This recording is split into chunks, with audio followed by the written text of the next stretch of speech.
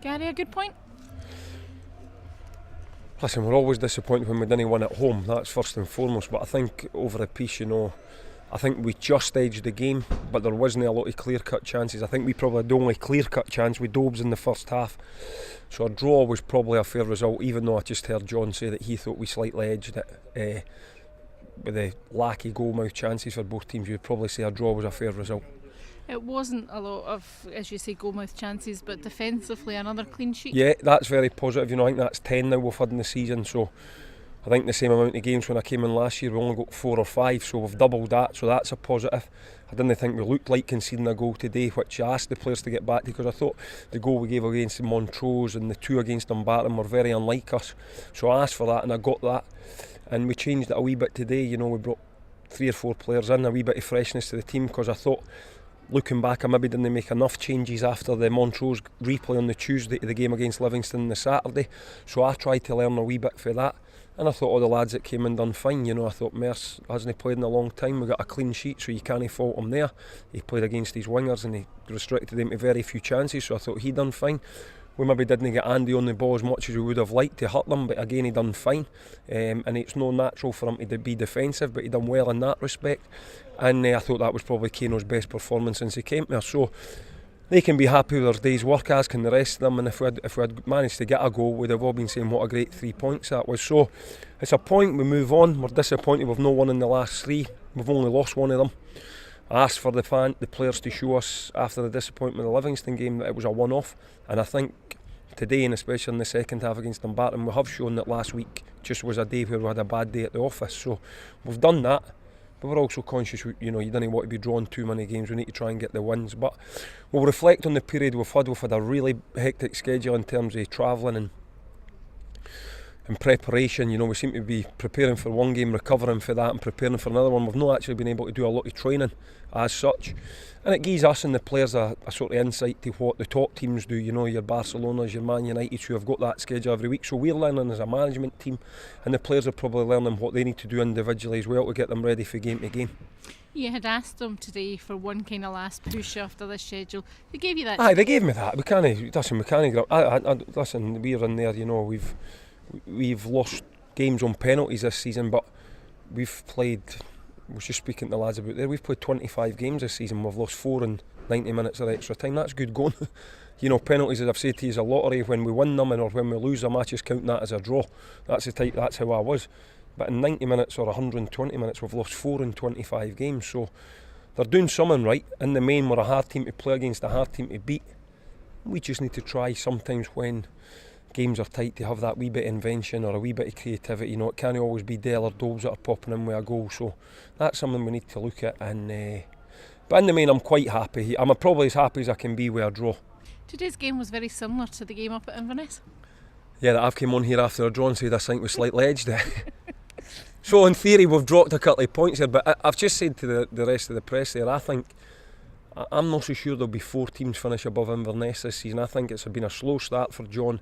He's had to get players in and out, buy into his way, probably him getting used to being a manager again, their players getting used to it. It's a different type of football going for the Premier League down to the Championship, and it's just took him a wee bit of a while to come together. Now I think they're a decent team. I think in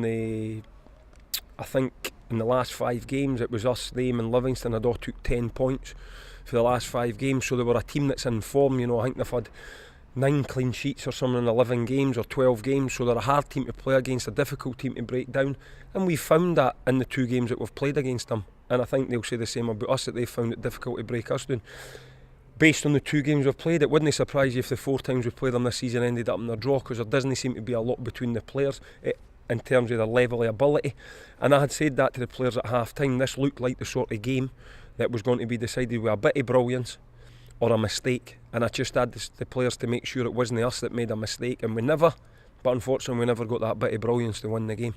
Inverness felt that they should have had a penalty late on. When was that, Sandra? Jordan Marshall's in the box. Yeah, the tumble, was that the quick free kick and he sort of checked the boy? Well, I'd look at that again. Listen, there was a collision of bodies. I can't say for definite it wasn't a penalty. I wouldn't tell you if I thought it was a penalty, but I can understand they've caught us a wee bit, and Marsh has done, if he has just checked the boy's run, he's done well to read it, because they caught us out there, we had switched off for a minute, so I'm grateful to Marsh that he was switched on.